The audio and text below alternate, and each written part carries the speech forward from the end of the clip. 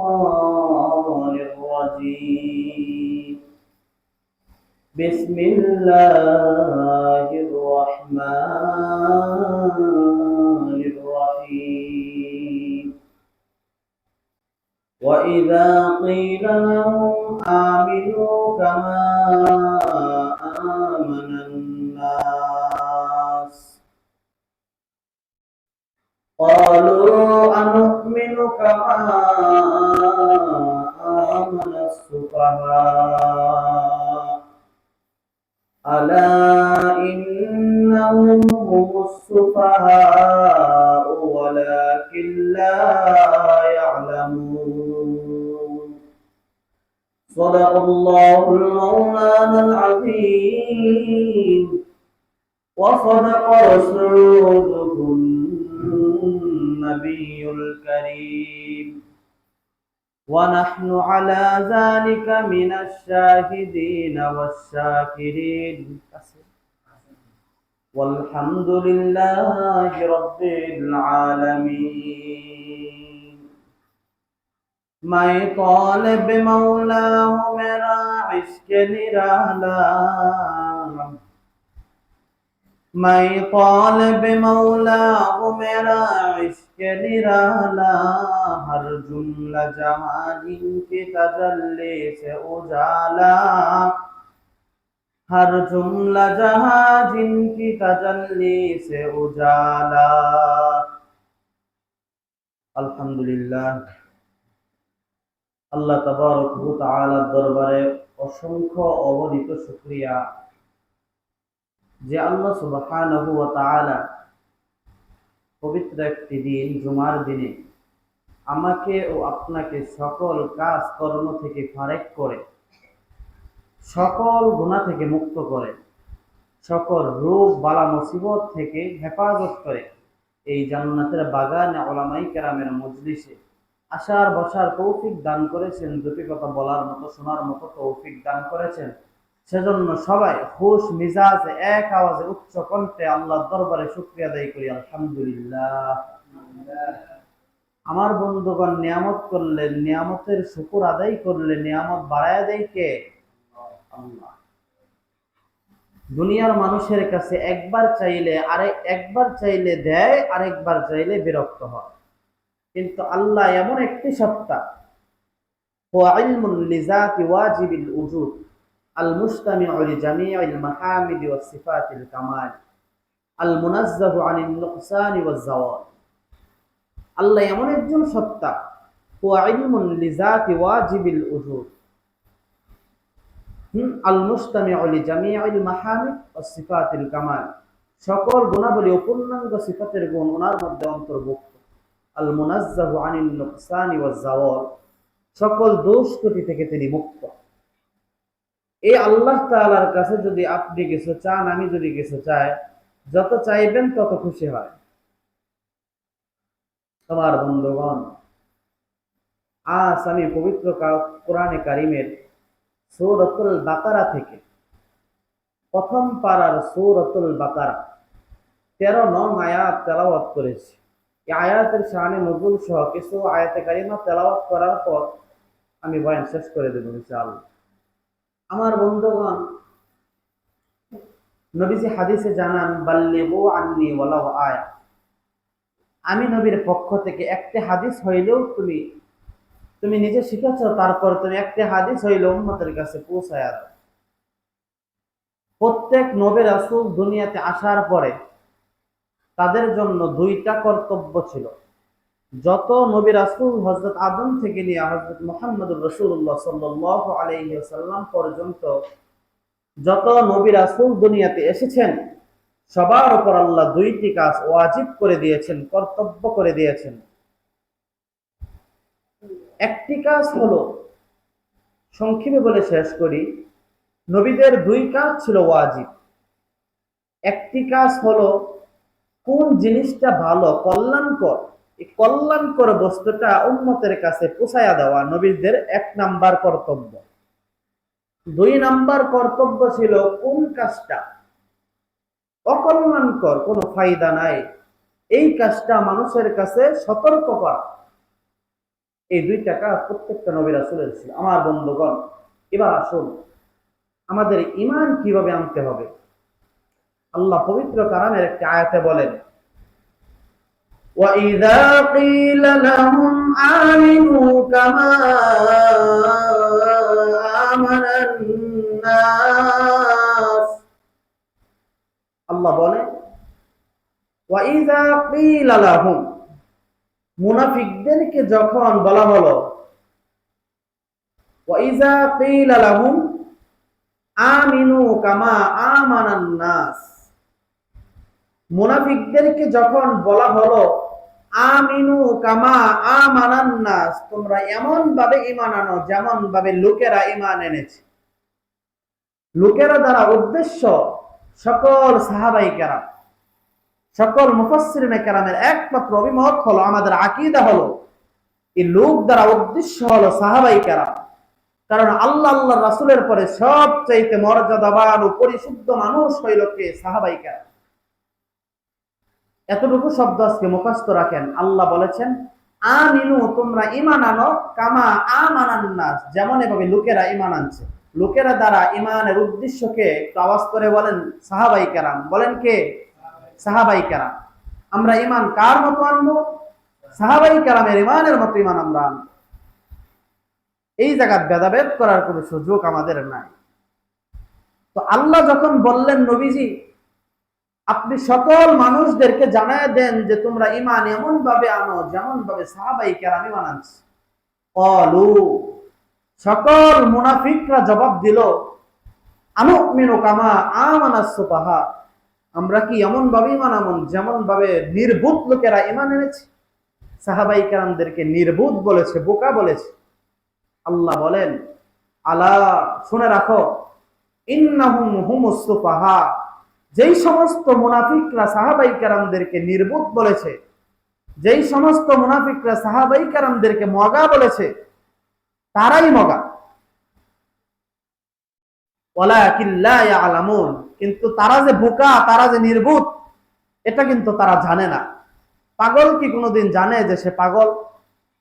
খারাপ মানুষ সে কি নিজে কোনোদিন উপলব্ধি করে যে খারাপ মানুষ? করে না। আমার এমন একজন লোকের সাথে সাক্ষাৎ হয়েছে, শুনলে আপনি হাসবেন। আমাকে বলেছে মানুষ কত ধরনের গুনাহ করে, চুরি করে, বাটপারি করে, ছিনতাই করে, অমুক করে, সেটা করে, এটা করে, তা আমি তো আর খারাপ কিছু করি না। আমি কি করি? আমি একটু মেয়েদের দিকে নজর দেই। কি বলছে বলেন?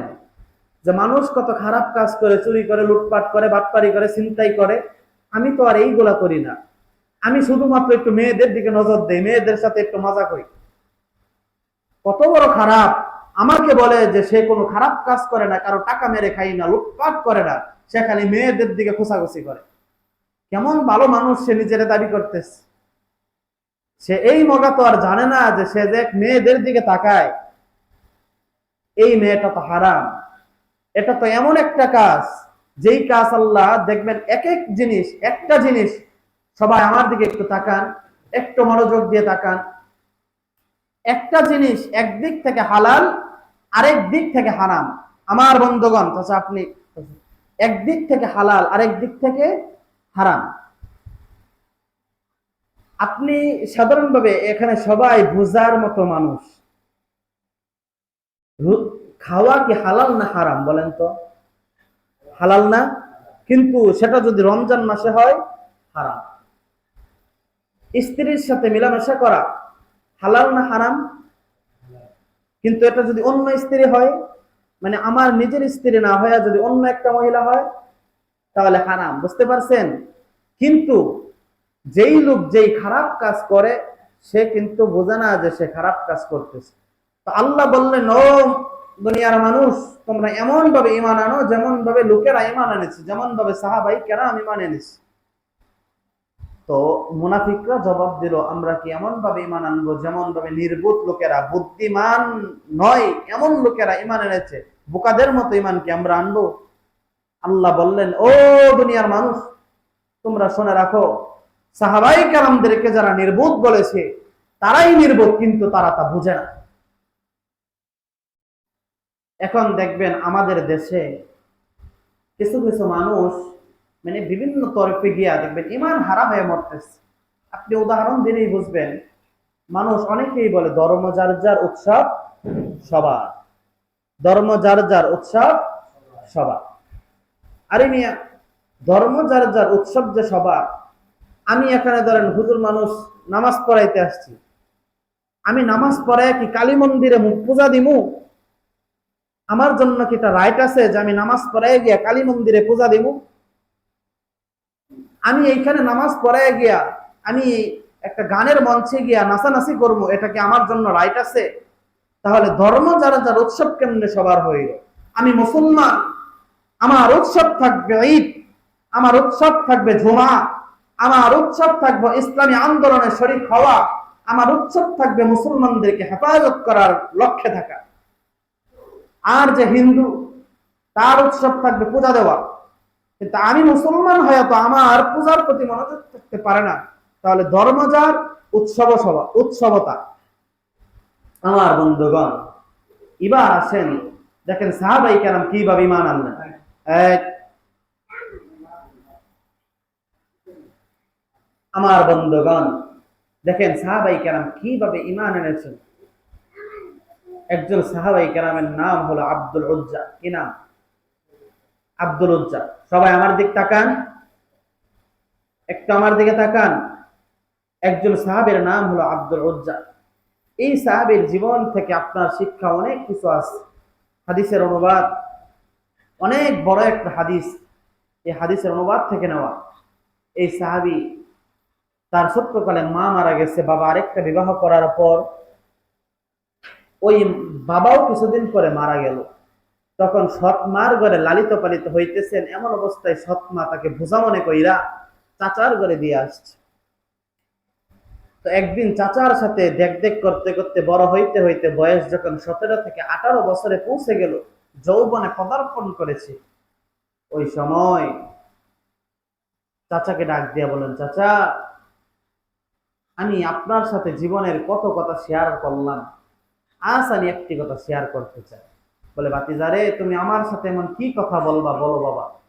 বলে, চাচা, আমাদের দেশে যে লোক আছে মুহাম্মদ, তাকে আপনার কেমন মনে হয়? আমাদের দেশে যে একজন লোক আছে মুহাম্মদ, তাকে আপনার কেমন মনে হয়? পরে বললেন, ভাতিজা শুনো, এই মুহাম্মদ এমন একটা লোক যার আগেও কোনো খারাপ কাজ আমাদের কাছে প্রমাণিত নাই, বর্তমানেও নাই। আমি সাক্ষ্য দিতেছি যে ভবিষ্যতে এই লোকের দ্বারা কোনো খারাপ কাজ হবে। আল্লাহু আকবার বলে। বলেন, চাচা, এই লোকটা যে ভালো লোক, তাহলে এই লোকটা যে একটা দাওয়াত দেয় আমাদের কাছে যে লা ইলাহা ইল্লাল্লাহ মুহাম্মাদুর রাসূলুল্লাহ, আল্লাহ ছাড়া কোনো মাবুদ নাই, আমি হলাম আল্লাহর রাসূল, এটা কি মেনে নেওয়া যায় না? বলে, আরে শোন, কেমনে মানবি? এই লোক হইল এক। তখন চাচা যুক্তি দিল যে শোন, ভালো মানুষকে ভালো মানুষ হিসাবে জানা এক জিনিস, ভালো মানুষের সমর্থন করা আরেক জিনিস। এই লোকটা যে বালা এটা আমি জানি, এই জানাটা এক জিনিস, কিন্তু এই লোকটা যে ইসলামের দাওয়াত দেয় এটাকে সমর্থন করা আরেক জিনিস। বলে, চাচা, যদি মুহাম্মদ ভালো হয়ে থাকে, আমি আজ পৃথিবী সাক্ষী রেখে পড়ে নিলাম লা ইলাহা ইল্লাল্লাহু মুহাম্মাদুর রাসূলুল্লাহ। বলে, বাতিজা, তুমি এই মুহাম্মাদের কালিমা পড়েছো, তুমি কি জানো এর পরিণাম তোমার কি হবে? বলে, চাচা, সব আমি মেনে নিতে রাজি। আল্লাহু আকবার বলবেন না? আওয়াজ দিয়ে বলেন আল্লাহু আকবার। বলে, বাতিজা, তুমি মুহাম্মদের ধর্মের মধ্যে চলে গেছো, আমাদের বাপ দাদার ধর্মের মধ্যে চুনকালি দিয়া। আজ তোমাকে জীবনে যা কিছু দিয়েছিলাম, যত সম্পদ দিয়েছিলাম, সব আমাকে ফেরত দাও। বলে, চাচা, নিয়ে যান। বলে, বাতিজা ডাক দিয়ে বললেন, চাচা, সব পাইছেন? বলে, বাতিজা, একটা জিনিস পাই নাই। কি পাও না বাবা? কি পাও নাই চাচা? বলে, আমি তোমার যে পরনে একটা লুঙ্গি আছে, লুঙ্গিটা পাই না। সাহাবী মানুষ, 17-18 বছরের মানুষ, তার লজ্জা শরম আছে না নাই? তো বলেন, আওয়াজ দিয়ে বলেন, আছে না নাই? তখন বললেন, চাচা, এই লুঙ্গিটাকে না দিলে হয় না? চাচা ডাক দিয়া বললেন, ভাতিজা, তুমি লজ্জা পাইতেছ যে আমাকে লুঙ্গি দিবা, মানুষ তোমার শরম দেখে ফেলবে। তুমি ঈমান ছেড়ে দাও, যত সম্পদ আমাকে ফেরত দিছিলা এইগুলো আবার নেও, তোমার যা লাগবে আমি সবই দিব। তখন এই যুবক মানুষ চিল্লায়া চিল্লায়া আল্লাহর দরবারে কান্দেন আর বলেন, আল্লাহ, আল্লাহ, আমি ঈমান গ্রহণ করেছি, আমার চাচার ঘরে লালিত পালিত হইলাম, এই চাচা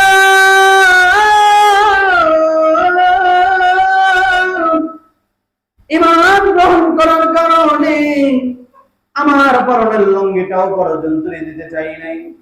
আমি চাচার কাছে অনুরোধ করে বললাম, চাচা গো, পরনের লুঙ্গিটা আমারে দিয়া দেন। আমার চাচা বললেন, ভাতিজা রে, ঈমান ছেড়ে দাও, সব কিছু দিয়া দিব। ও আল্লাহ, আমার চাচা আমার সম্পদ চাই না, আমার চাচা আমার পরনের লুঙ্গি চাই না, আমার চাচা আমার ঈমান চাই। ও আল্লাহ, তুমি সাইকে তাই গো, আমার দিয়া দিলাম লুঙ্গি, ঈমান বানায় দিলাম সঙ্গী। সুবহান। আমার বাইরে ছোট্ট মানুষ, 18 বছরের যুবক, বাহির থেকে মানুষ হাসাহাসি শুরু করছে। বাইরের লোকজন একে অপরের সাথে আসে আর বলে, ওই যে দেখ, আব্দুল উজ্জা উলঙ্গ হয়ে গেছে, আব্দুল উজ্জা উলঙ্গ। আমার বন্ধু আব্দুল উজ্জা আল্লাহর ডেকে বলেন, আল্লাহ, আমি আর এই শহরে থাকবো না, আমি চলে যাব নবী মুহাম্মদের দরবারে। আমার ভাই, আমার বন্ধুগণ, চাচা একটু থামায় দেন, পয়েন্টে ডিস্টার্ব হচ্ছে, একজনকে কথা বলবা না। সাহাবী মানুষ বলেন, আল্লাহ, সবাই একটু আমার দিক তাকান। সাহাবী আল্লাহর কাছে ডেকে বলেন, আল্লাহ, এই চাচা তো আমার ঈমানও চাই, আমার এই চাচা তো আমার সম্পদ চাই না, চাচা তো আমার লুঙ্গি চাই না, চাচা তো আমার ঈমান চাচ্ছে। ও আল্লাহ, আমি এই চাচাকে লুঙ্গি দিয়ে দিলাম, সম্পদ দিয়ে দিলাম, ঈমানটাকে সঙ্গী বানায় নিলাম। এই কথা বইলা তিনি বলেন, আমি আর এখানে থাকবো না, আমি নবী মুহাম্মদের দরবারে চলে যাব। এই কথা বইলা বলেন, তারপরে আমার তো আজকে বাবা নাই, আমার তো আজকে মা নাই, আমি আমার সৎ মার কাছে যাই, গিয়া দেখি কি বলে। সৎ মার বাড়ির সামনে যখন গেলেন, ডাক দিয়ে বললেন, মা, আই মা, তুমি কি বাড়িতে আছো? সৎ মা বের হইয়া দেখতেন 18 বছরের একজন যুবক উলঙ্গ শরীর নিয়ে দাঁড়ায় রয়েছে, চোখটাকে এইভাবে ধরে বললেন, বাবা রে, তোমার কি জন্য অবস্থা? ওই ছেলেটা ডাক দিয়ে বললেন, মা গো, ঈমান গ্রহণ করার কারণে আমার বাবা, আমার চাচা আমাকে পরনের লুঙ্গিটাও পর্যন্ত দেয় নাই। মা, মাগো, আপনি কি পারবেন আমাকে একটু সাহায্য করতে, আমার উলঙ্গ শরীরটাকে একটু রাখতে? ওই মা ডাক দেবেন, বাবা রে, আমিও তো একজন গরিব মানুষ, দিন আনে দিন আমি খাই, আমি কিভাবে তোমাকে দিব? তারপরেও গিয়া দেখি কি আছে, একটা কম্বল বের করে নিয়ে আসতে বলেন, বাবা রে, এই কম্বলটাই কিন্তু আমার সম্বল। ও বাবা, তুমি আমার কাছে একটু শরীর ঢাকার জন্য কাপড় চাইছো, অর্ধেকটা নিয়ে যাও আর অর্ধেকটা রাইখা যাও। অর্ধেকটা নিয়া ডাক দিয়া বলেন, মা গো, আমার আপনি বিদায় দিয়া দেন, আমি আর এই শহরে থাকবো না, আমি চিরকালের জন্য বিশ্ব নবী মুহাম্মদের দরবারে চলে যাব। আমার ভাই, তিনি মুহাম্মদ নবীর দরবারে যাবেন। আমার ভাইয়ের আব্দুল জব অনেক দিনের পথ, অনেক দূরের রাস্তা, আমার নবীজির দরবারে গুড় গুড় গুড় গুড় করে হাঁটেন, আর নবীজির দরবারে অনেক দিন লাগাইয়া নবীর দরবারে যখন যায়, আমার নবীর চেহারার দিকে, নবীর অপলগ্ন যখন নবীর চেহারার দিকে তাকাইল, হাইরে কি সুন্দর চেহারা, এমন মায়ার নবী আমি কই পাইবো? আল্লাহর নবী এখনো তার দিকে তাকাই নাই। অপলগ্ন যখন আব্দুল উজ্জা আল্লাহর নবীর দিকে তাকাইলেন, আল্লাহর নবী এখনো তার দিকে তাকাই নাই।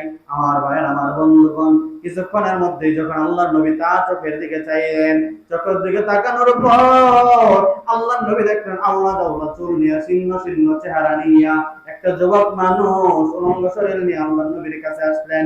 ডাক দিয়ে বললেন, ও ছেলে, তোমার বাড়ি কোথায়? কোথায় তোমার ঘর? কি জন্য আমার কাছে আসছো? আব্দুল উজ্জা বললেন, নবী গো, আপনি জানেন না, আমি ঈমান গ্রহণ করার কারণে আমার চাচা আমাকে পরনের লুঙ্গিটাও পর্যন্ত দেয় নাই। নবী গো, আমি ঈমান গ্রহণ করেছি।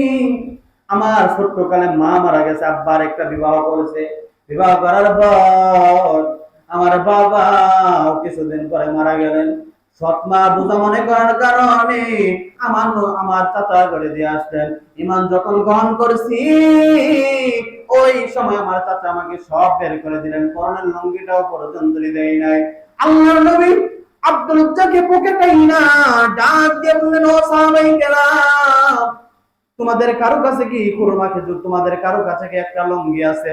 একজন সাহাবী হাত তুলে বললেন, নবী গো, আমার কাছে একটা লুঙ্গি আছে। বলে, তোমাদের ভাইকে ঈমানের শান্তে লুঙ্গিটা দিয়া দাও। এইবার আল্লাহর নবী ডাক দিয়ে বললেন, ও সাহাবায়ে কেরাম, তোমাদের কারো কাছে একটা পরনের চাদর আছে? একজন সাহাবী হাত তুলে বললেন, নবী গো, আমার কাছে একটা চাদর আছে। বলে, তোমাদের ভাইকে ঈমানের শান্তে চাদর দিয়া দাও। এইবার আল্লাহর নবী ডাক দিয়ে বললেন, ও সাহাবায়ে কেরাম, তোমাদের কারো কাছে কি কোনো খুরমা খেজুর আছে?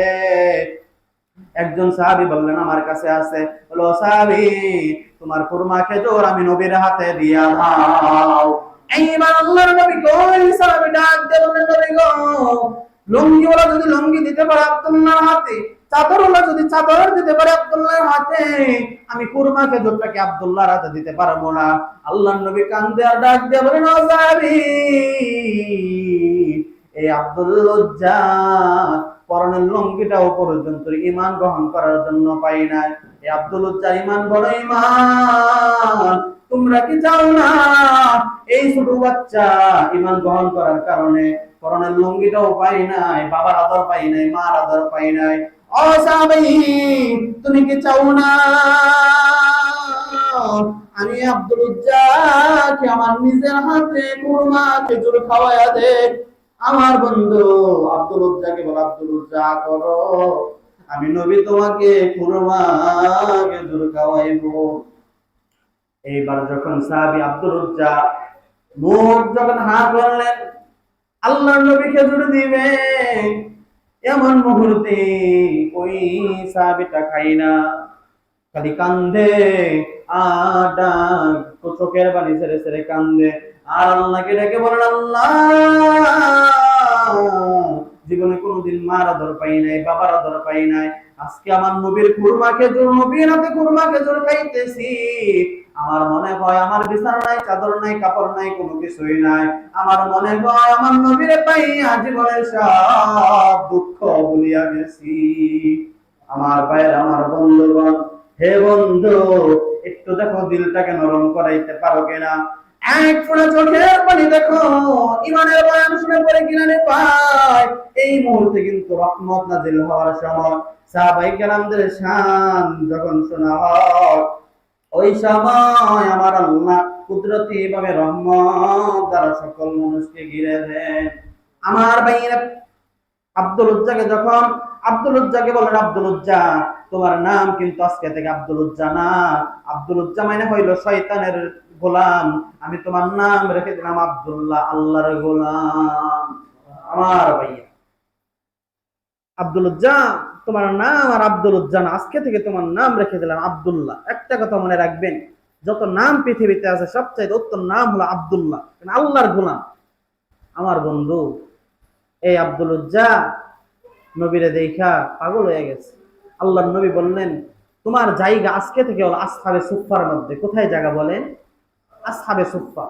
অর্থাৎ 70 জন সাহাবায়ে কেরাম সব সময় নবীজির সাথে মসজিদে নববীর বারিন্দায় থাকতেন।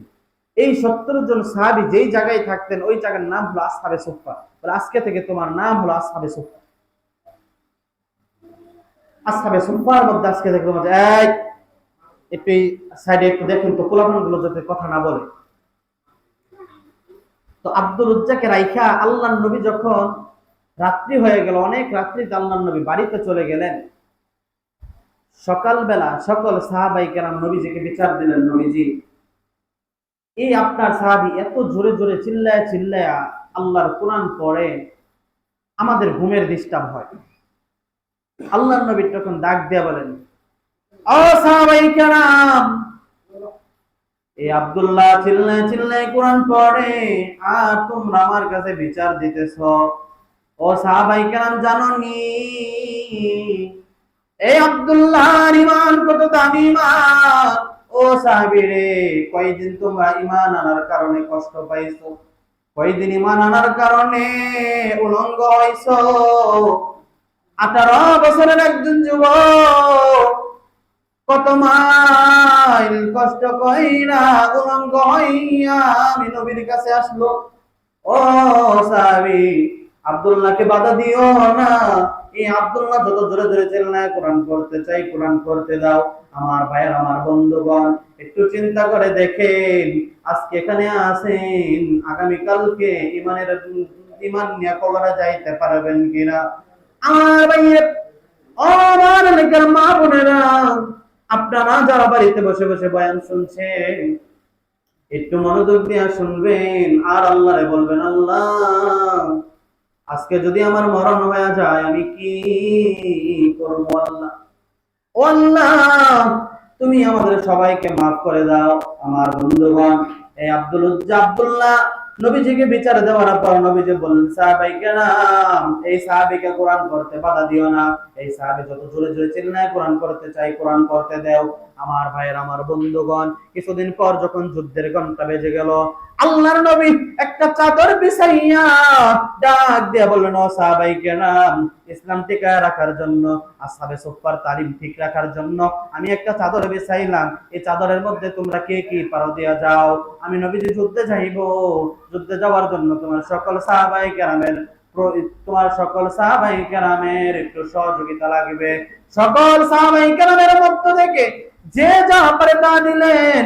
কোন সাহাবাই কেরাম লুঙ্গি দিলেন, কোন সাহাবাই কেরাম চাদর দিলেন, কোন সাহাবাই কেরাম ডেক পাতিল দিলেন, কোন সাহাবাই কেরাম খাবার দিলেন। আল্লাহর নবী যুদ্ধের সামানগুলো সব একসাথে কইরা যখন যুদ্ধের ময়দানে যাইবেন, এমন মুহূর্তে আব্দুল্লাহ নবীর কাছে গিয়া দাঁড়াইলেন, নবী গো, আমার জন্য দোয়া কইরা দেন। ও নবী গো, সকল সাহাবাই কেরাম কিছু না কিছু দিয়া যুদ্ধের মধ্যে শরীক হইল, আমি তো পারলাম না, আপনি আমার জন্য একটু দোয়া কইরা দেন, আমি যেন আল্লাহর রাস্তায় জীবন দিয়া শহীদ হইতে পারি। আমার ভাইয়ের, আমার বন্ধুগণ, আব্দুল্লাহকে নবীজি ডাক দিয়ে বলেন, আব্দুল্লাহ রে, যাও একটা গাছের বাকল ছিঁড়ে আনো। বাকল ছিঁড়ে আনার পর আল্লাহর নবী হাতে হাত রেখা ডাক দিয়ে আকাশের দিকে হাত বুলুচা করে বললেন, মালিক রে, আমি আব্দুল্লাহর রক্ত কাফেরদের জন্য হারাম ঘোষণা দিয়া দিলাম। লা ইলাহা ইল্লাল্লাহ, আরো জোরে, লা ইলাহা, দিল খুলে, লা ইলাহা ইল্লাল্লাহ, লা ইলাহা ইল্লাল্লাহ, লা ইলাহা ইল্লাল্লাহ, লা ইলাহা ইল্লাল্লাহ, লা ইলাহা। বন্ধু আমার, মুহাব্বতে লা ইলাহা ইল্লাল্লাহ, আরো জোরে, লা ইলাহা। ভাইজান বহু দূরে মাদিনা, আমরা কেমনে যাব জানি না। কথা বলেন ঠিক না বেঠিক? দুনিয়াদারি ভালো লাগে না, ভালো লাগে যে ইল্লাল্লাহ, লা ইলাহা ইল্লাল্লাহ, লা ইলাহা ইল্লাল্লাহ, মুহাব্বতে লা ইলাহা, আরো জোরে, লা ইলাহা ইল্লাল্লাহ, লা ইলাহা ইল্লাল্লাহ, সুবহানাল্লাহ আলহামদুলিল্লাহ, লা ইলাহা ইল্লাল্লাহ, মুহাব্বতে লা ইলাহা ইল্লাল্লাহ। আমার ভাইরা, বন্ধুগণ আমার, মন চাইতেছে বন্ধুগণ সারাদিন যেন এভাবে সাহাবায়ে কেরামদের শান শুনাই দিই, কিন্তু আমি তো পারবো না। কিছুক্ষণের মধ্যে বয়ান শেষ করে বিদায় নিয়ে বাড়ি চলে যাব। আমার বন্ধু একটু মনোযোগ দিয়ে শোনেন। ও এলাকার মা বোনেরা, আপনারাও বয়ানটা শুনবেন। আব্দুল্লাহ যখন নবীর কাছে বললেন, নবী গো আমার জন্য একটু দোয়া করে দেন, আমি আল্লাহর রাস্তায় জীবন দিয়া যেন শহীদ হইতে পারি। আল্লাহর নবী তখন ডাক দিয়ে বলেন, আল্লাহ কাফেরদের জন্য আমি আব্দুল্লাহর রক্ত হারাম ঘোষণা দিয়ে দিলাম। আব্দুল্লাহ ডাক দিয়ে বললেন, নবী গো আমি আপনার কাছে সিধা দোয়া চাইলাম, আপনি দেখে আমার জন্য উল্টা দোয়া কইরা দিলেন। আল্লাহর নবী তখন ডাক দিয়ে বলেন, আব্দুল্লাহ তোমার ঈমান বড় দামি ঈমান। তুমি যদি সাধারণভাবে ঘরের মধ্যে সামান্য একটা কাশি দিয়েও তুমি মারা যাও, তোমার রক্ত আমার আল্লাহ শহীদি মরণ হিসাবে দান করবেন। আমার মেয়ের কয়েক মিনিটের মধ্যেই বয়ান শেষ করে দিব। আল্লাহর নবীর কানে যখন ঘোষণা হইল আপনার এই সাহাবী মারা গেছেন, আল্লাহর নবী তখন আসহাবে সুফার 70 জন সাহাবীকে ডাক দিয়ে বললেন, সাহাবী যাও যাও আব্দুল্লাহর বাড়িতে যাও। আব্দুল্লাহর বাড়িতে গিয়া ডাক দিয়ে বললেন, ও সাহাবায়ে কেরাম, এই আব্দুল্লাহর লাশটাকে তোমরা আদবের সাথে বার করো। এই আব্দুল্লাহর লাশের সাথে যেন কোনো বেয়াদবি না হয়। এই আব্দুল্লাহর লাশটাকে এমন ভাবে বের করে নিয়ে আসো। বের করার পর গোসল করাইয়া যখন কবরের মধ্যে রাখবেন, ওই মুহূর্তে আল্লাহর নবী ডাক দিয়ে বললেন, ও সাহাবায়ে কেরাম, এই আব্দুল্লাহর লাশ সাধারণ মানুষের মতো নামাইও না, তোমরা এই আব্দুল্লাহর লাশটাকে আদবের সাথে নামাও। দেখেন বন্ধু, মরে যাবার পর আল্লাহর নবী সম্মান দিতেছেন। আল্লাহর নবী যে সাহাবীর প্রতি সম্মান দেয়, ওই সাহাবীর জন্য আমার আল্লাহ জাহান্নামের আযাব বন্ধ করে দেন। আল্লাহর নবী যখন কবরের মধ্যে মাটি দিয়া মিল্লাত আবিকুম ইব্রাহিম বইলা কবরের উপরে চলে আসলেন, সাহাবায়ে কেরামদেরকে বলেন, সাহাবী তোমরা সবাই দূরে চলে যাও, আমি আব্দুল্লাহর জন্য একটা স্পেশাল দোয়া করব। সকল সাহাবায়ে কেরাম দূরে চলে গেলেন। একটু দূরে থাইকা কান লাগাইয়া শুনেন আল্লাহর নবী আব্দুল্লাহর জন্য স্পেশাল কি দোয়া করলেন। আল্লাহর নবী আকাশের দিকে তাকাইয়া বলেন, আল্লাহ এই আব্দুল্লাহকে তুমি যদি কোনো কারণে বেজার হইয়া থাকো, এই আব্দুল্লাহর মরণটাকে মাওলা তুমি শহীদি মরণ হিসাবে দান কইরা দিও। কারণ হইল এই আব্দুল্লাহ জীবনে বাবার আদর পাই নাই, মার আদর পাই নাই, চাচা ঘরে লালিত পালিত হইয়া যখন এই আব্দুল্লাহ ঈমান গ্রহণ করলো, দুনিয়ার সব মানুষ ঘৃণা শুরু করলো। উলঙ্গ শরীর নিয়া এই কত শহর থেকে এক শহর থেকে আরেক শহরে চলে গেলেন, আমার কাছে চলে আসলেন, আল্লাহ এই আব্দুল্লাহকে তুমি মাফ করে দিও। সকল সাহাবায়ে কেরাম নবীদের কাছে দৌড় দিয়ে আইসা কবরের সাথে গড়াগড়ি করতেছেন আর বলেন, আল্লাহ আজকের মরণ যদি আব্দুল্লাহর না হয়ে আমার হইতো, আমাদের জীবন ধন্য হয়ে যাইত।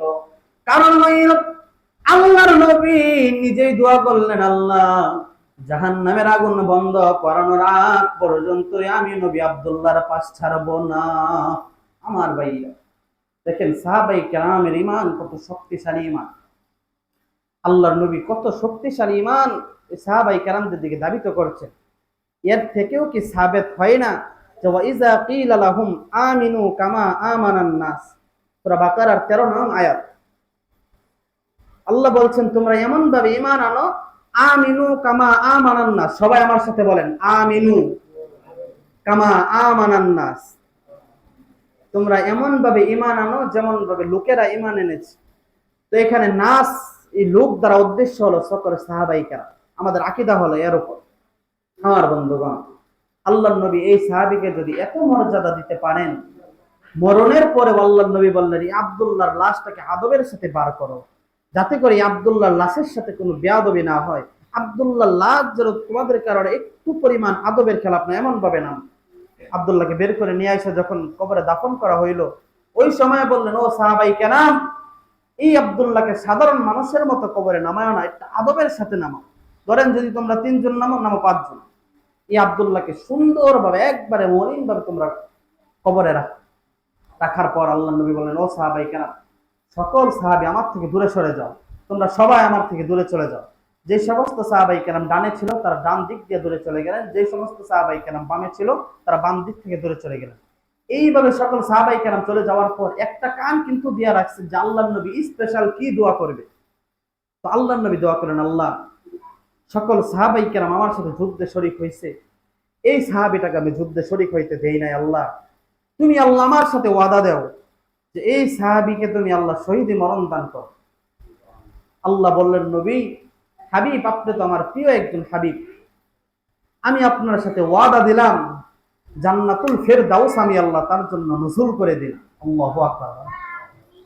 ইন্নাল্লাযীনা আমানু ইন্নাল্লাযীনা আমানু ওয়া আমিলুস সালিহাত, আজকে আমাদের জান্নাতুল ফেরদাউস পেতে হইলে দুইটি আমল করতে হবে। বলেন কয়টি আমল করতে হবে?